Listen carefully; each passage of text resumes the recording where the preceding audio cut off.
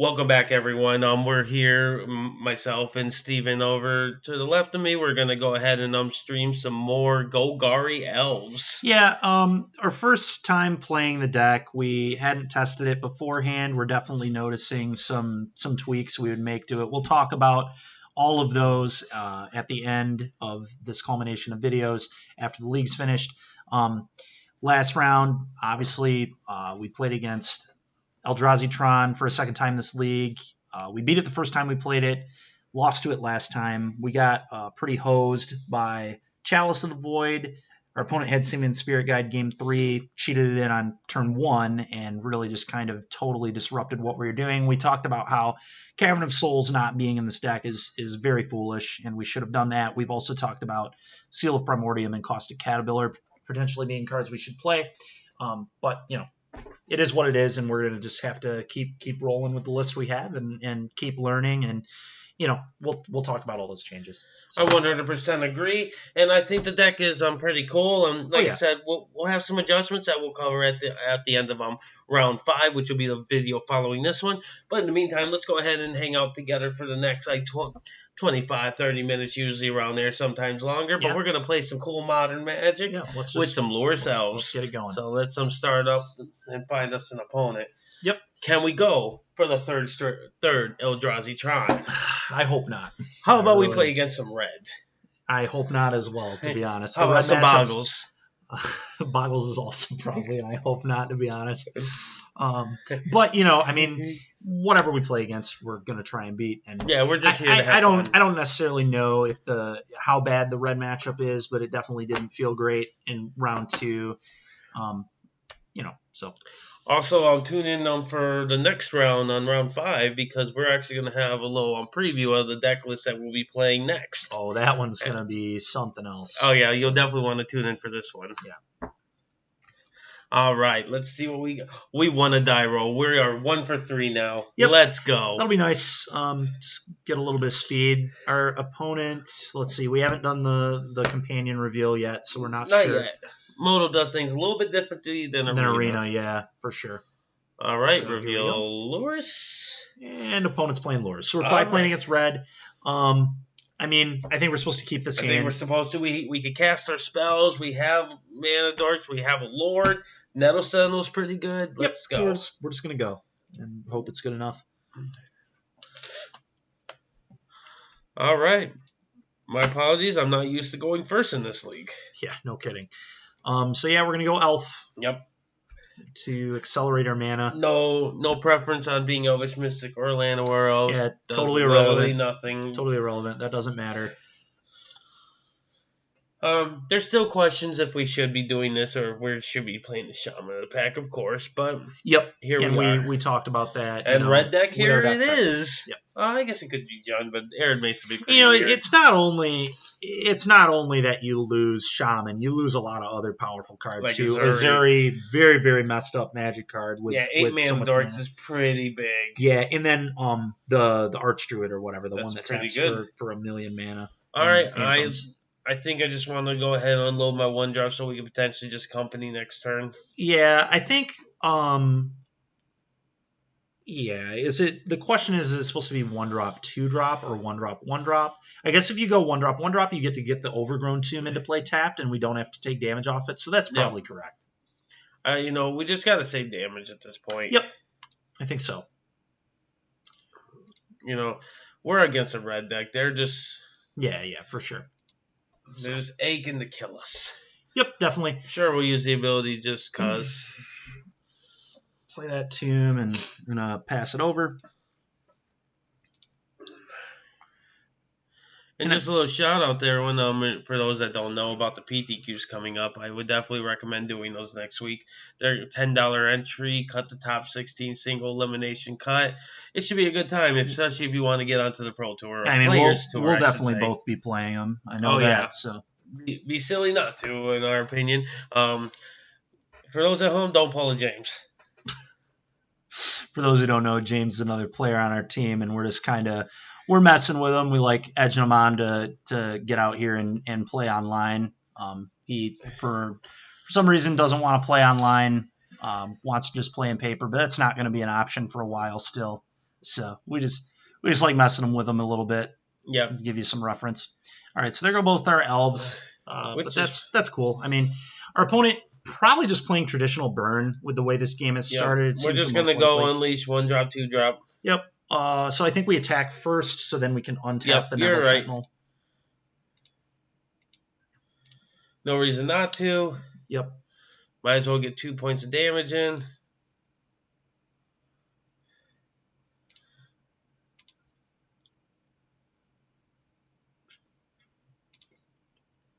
All right.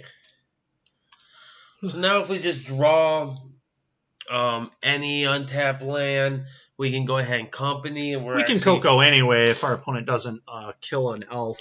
So that's good. Yep, they have to kill an elf first, not the Coco, but Searing Blaze. Yeah, that's rough. It's tough. That's rough. Traditional burn. Yep. Interesting.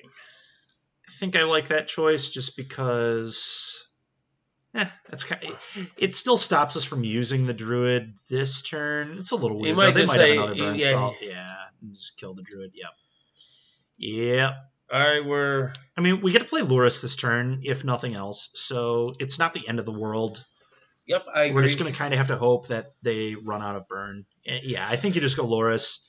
I think we really need to be able to replay this Heritage Druid if possible, and this just feels like a pretty good turn to get the Lurrus down. I don't think we're supposed to attack, but maybe we are. So. Are we going to block with this? Probably not. If he killed our Lurrus, we probably wouldn't block, so actually we should attack.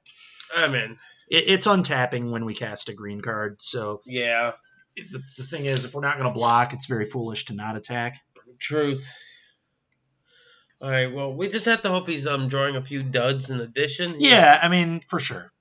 Rift Bolt. Okay, that's damage later. That might be Lurrus. Well, he's paying 3 red. It's another Rift Bolt. That makes sense. Kill the Lurrus, hit us for 2. So, yeah, that sucks, but... not a ton we can do about it. Land off the top. One time. Good news is our opponent does not have any more cards. So we'll play this. Then we will...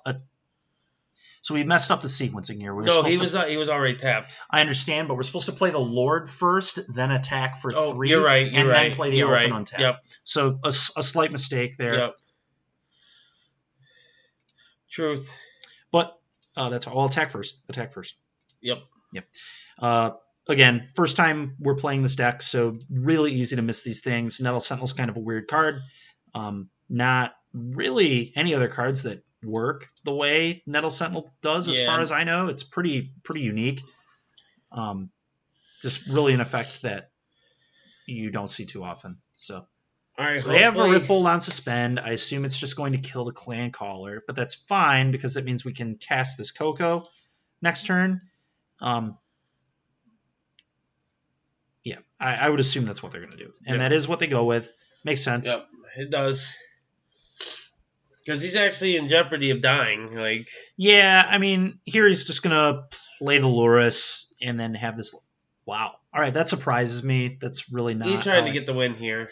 I guess. I don't even see any way he could actually get the win here. Yeah, it's just kind of odd to me. So... Maybe he'll be afraid we have Archive Trap and not Fetch. Yeah. We're going to take the 2. Yeah, we have to. We can't play scared here. We need the Nettle Sentinel to win this game. I agree. We just need the pressure from it. Oh, man, a Searing Blaze, too? Not lethal, but really bad for us. When the person draws well, they draw well. Yeah, I mean, double Searing Blaze, kind of ridiculous. All right, so that's a sweet draw. I mean, we're gonna attack for 2. Yep. And then on his turn, we should fetch and Collected Company, and maybe we can blow him out. Yep. I mean, it's obvious that we have it, but you know. Hopefully, don't draw anything good. Yeah, I mean, any burn spell kills us. Yep. It's just where we're at. It's the life we're gonna live. Yeah.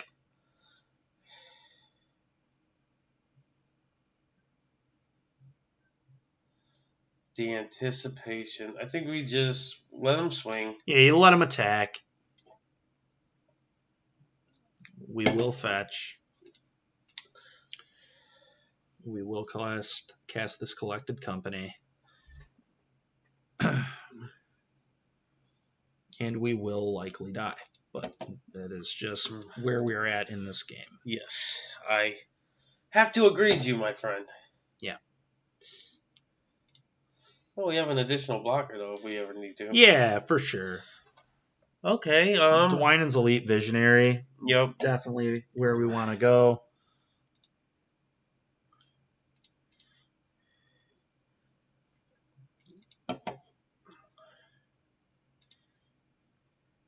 Wow. Okay. I mean, if there was a card that could maybe win us this game, that was. I don't like this. Well, okay. So there is an argument to block with that because then he doesn't get an additional blocker off the Lurrus because he can replay it. Now, can we pop open that graveyard? He doesn't have any other creatures, right? Yeah, no other creatures. So you could chump. I think that's still likely worse, though. I think the only way we're winning this game is Cocoing into like double Lord. So I think we're just supposed to eat this. If he has Burn, you're dead anyway. You're at 1. Yep. So I think we just eat it with the Nettle Sentinel or whatever. And we just kind of hope. Yep.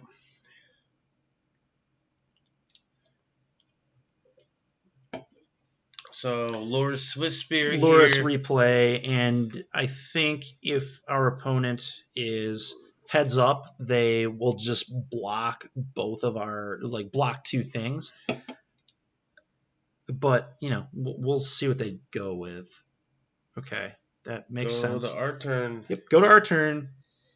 We're just immediately attacking with everything and making our opponent make a decision.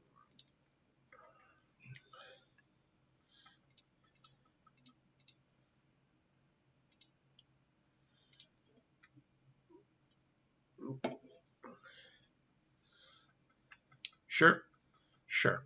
So this kills them if we Coco into 2 Lords, which I think is the only way we're winning this anyway, or hitting 1 Lord and then they don't draw a burn spell. So Clan Caller, another Elite, and we're just going to pray. We only need to fade 1 draw here. So opponent's dead if we can fade.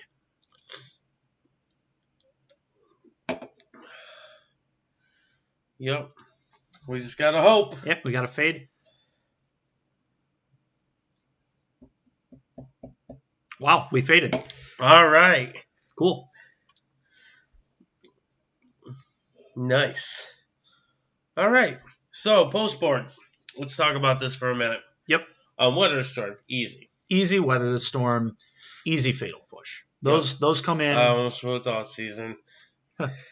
Wrong one drop. Yeah, I don't think we want the Thought Season. No, I 100%. I was looking at the one black man, and I was like, oh, Fatal Push it is. Oh, that isn't Fatal Push. So I actually don't think we bring in Soul Guide Lantern against traditional burn, but I could be wrong. No, because they usually don't play a super like maybe Bobbles. Yeah.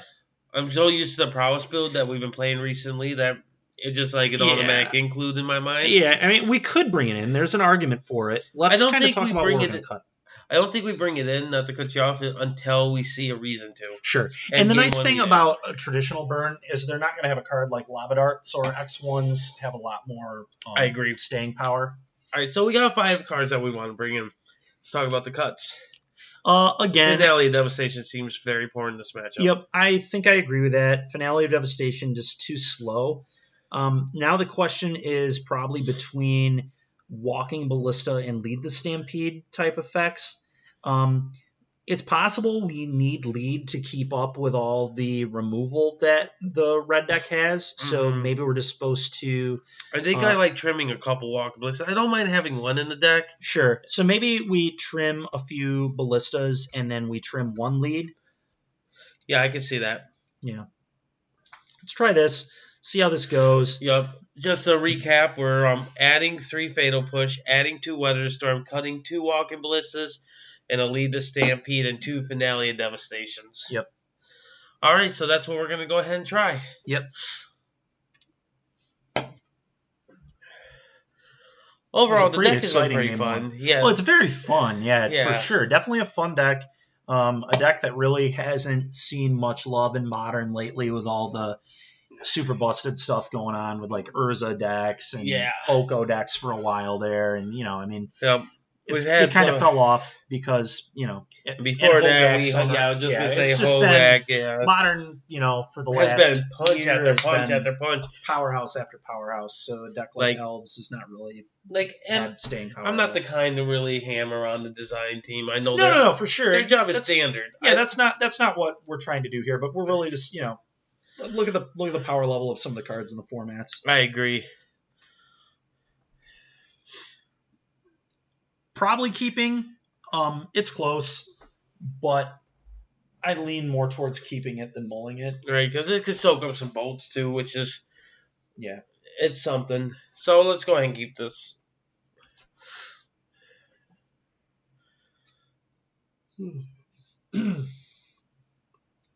And looks like they're keeping 7-2. So scary, but it's the life we're in. Yep, for sure. Could be Goblin Guide. Interesting. A Sunbait Canyon would likely mean they don't have other... All right, so hopefully Guide can guide us to land drops. It doesn't necessarily mean they don't do it. As a burn player, you against creature decks, you want to hold your fetches as long as possible anyway. For your Searing Blazes. You want to make sure your Searing Blazes have the most EV on them. Against Elves, though, I think sorcery speeding your Blazes is fine. I think it's pretty unlikely he has other lands that aren't Sunbait Canyons. He might have more Sunbait Canyons, but I don't think he'll have other lands. But, he could. We'll see. Elvish Clan Caller on the top. Yeah, not what we were looking for, but whatever. Here we go. There's definitely some argument to just... I guess we probably just play Elf. We need to be explosive. Yeah. I think that playing Nettle Sentinel to trade, although tempting, is probably bad because we have a very explosive draw if we hit a land with the Nettle Sentinel and Heritage Druid. So double Goblin Guide hands are pretty good. Goblin Guide. That's fine. Annoying, but hook us up. If we hit some lands, we have a shot. Number 1. Very good. Number 2. What's that? What's the next card? Show us an Elite. Elite. Okay, that's fine. It will be good one day. Yep, will be good for sure. I think we're just playing an Elite, to be honest with you. It's the best thing to trade and gives us the... Well, let's see. So we could just go... you know what it probably is? It might be Elvish Visionary. I don't know that I want to play Druid Sentinel because I don't want to block with either of those. Yeah. Visionary can let us hit a land drop. I like hiding the fact that we have the Druid and the Sentinel. Yeah, I'd like to just be able to go off. Yeah, I can dig this. Go off.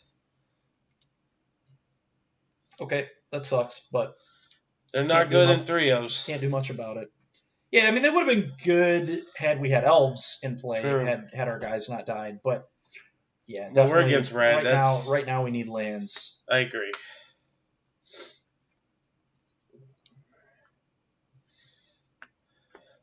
Searing Blaze sends us to 9. And even as early as next turn, actually, 3 of them will be fine. We just have to get there. It's pretty scary right there. I think we're honestly just not blocking. Oh, boy. We are in some... That's probably going to do us in. Yeah. Unfortunately. Yeah. What's the card on top? Another Clan Caller. Excuse me, guys. Yeah, so that's a bummer. Had they not had the idol on, right, we really were going to do some sweet stuff. I think we can pick them up here. I think so too. To kind of show what we could have done, though, we literally would have played all 3 of the elites because we would have kept untapping Sentinel to generate that 3rd mana, and then played another elite to generate that 3rd elite for 3rd mana. So we would have literally gotten all 3 elites in play, and then we would have been in a really. We might have been able to win this game had that Eidolon not happened. Yeah, yep, that was rough. I like our board. I think the board was fine. Yeah, it's possible. I don't know how much we're supposed to respect the Eidolon, but Golgari Charm does kill Eidolon, which is something to think about. But I think on the play, we just try and be fast and try and just get through. We have pushes as a backup plan. Pushes and Ballista. Yep. So So I think we just say, I like let's this. go. Yeah.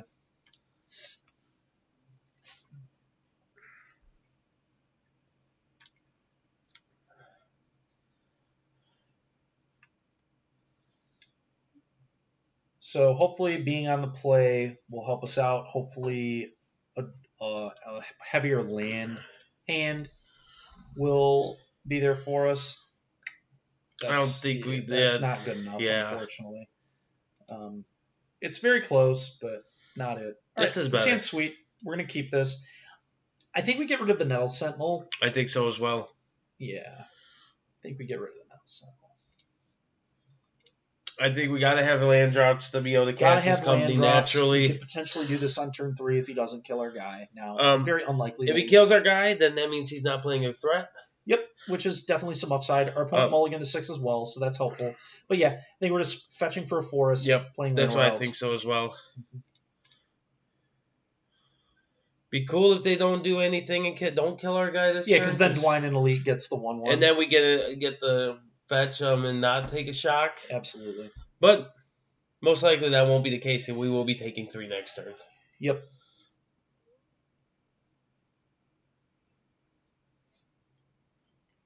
One day. Yeah, and I mean, it's possible that our opponent will let us keep the elf for a turn, thinking that getting creatures into play to pressure us is more important. Which, honestly, if I were the burn deck, I would maybe consider doing that, because all I think they really care about is us casting Collected Company. So they might be willing to take the shields down for 1 turn. As a burn player, I always follow rule number 1 of Magic. It's called Bolt the Bird. Yeah, I mean, I think that people sometimes fall for that a little too much. I definitely don't think that's always what you're supposed to do.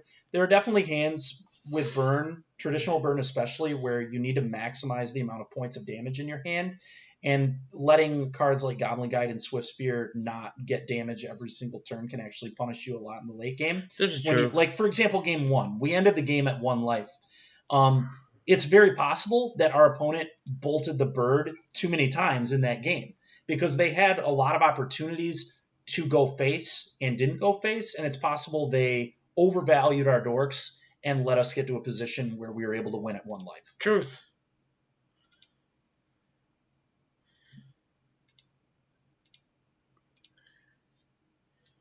All right, so we will go ahead and do what we mentioned. Yep, the Dwynen's Elite is going to come into play. I think we want to play the fetch land here and just tap. Yeah, no, 100%, because we want to be able to get a dual land into play without taking a full 3. Correct. We want Lurrus to be castable if we choose, and we just want to get that shock land out of our deck. Yep. I'm okay not doing it right now. Absolutely. I prefer not to give any more information than I am required to. Yeah. Wouldn't be shocked if this is a Searing Blaze turn, but same. It could still be, I suppose. don't think we block. No. No reason to block. Our opponent probably going to kill our mana dork. So blocking would just be poor. Yeah, and double blocking would be even more poor because we get blown out by any removal spell. Absolutely. And here it comes.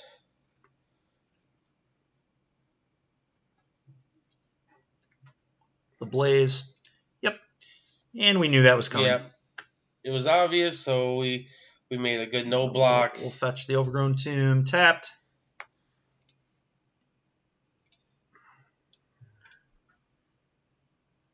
Okay. That's a really nice draw. Yeah. I think we just play that. Yep. And probably just attack for 5, honestly. I think we play the Forest. Okay. That's play fine. that because we're not going to tap it. So. Definitely not going to tap it. I was just thinking if we drew another Forest or something. I like threatening them and making them have to think about it if we have something. That's fair. Yeah. But I think we're attacking here. I don't think we would block anyway. So we're just going to try and race. Yep, that's our game plan now.